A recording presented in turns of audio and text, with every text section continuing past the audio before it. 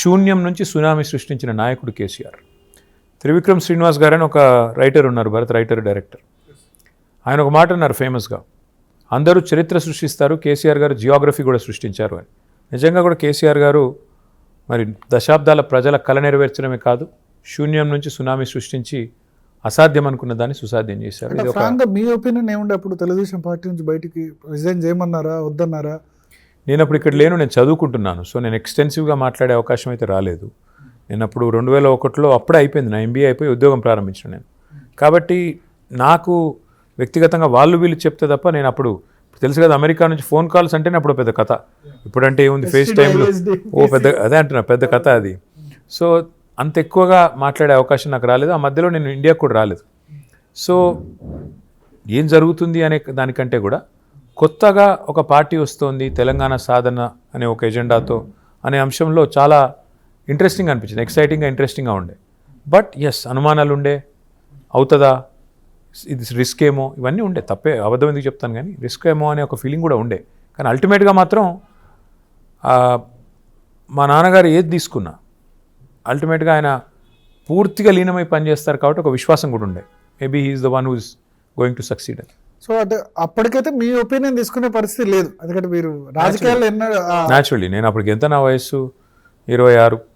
So నా 26 ఏళ్ళకి నన్ను అంత సీరియస్గా ఆయన పిలిచి పరిగణలోకి తీసుకొని నువ్వేమనుకుంటున్నావు అని అడిగే పరిస్థితి లేదు. ఆయన అప్పటికే చాలా చర్చించారు, ఒక 1 year నుంచి అందరితో మాట్లాడి చేసి అల్టిమేట్గా డిసిషన్కి వచ్చారు కాబట్టి ఫైనల్గా చేస్తున్నామని చెప్పారు, అంతే తప్ప నన్ను ప్రత్యేకంగా అడిగింది ఏమీ లేదు. సో 2004లో కేంద్ర మంత్రి అయిన తర్వాత మీ ఒపీనియన్ మారిందా?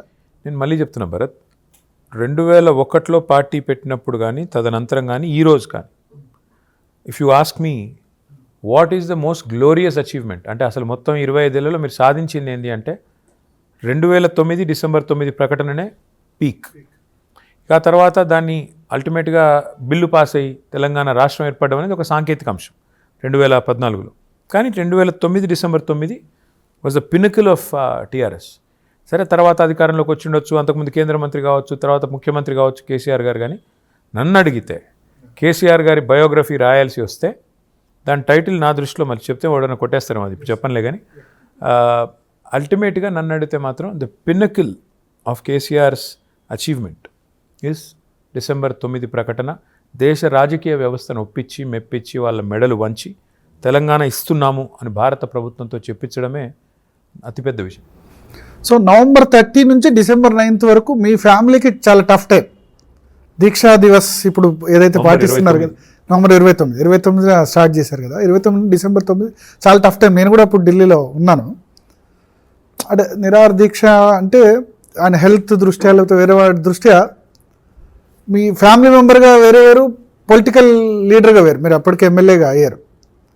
టఫ్ టైం అంటే మొదటి 2-3 రోజులు ఓకే, బట్ వారం రోజుల తర్వాత అక్కడ అప్పుడు ఫీలింగ్స్ ఏంటి అప్పుడు?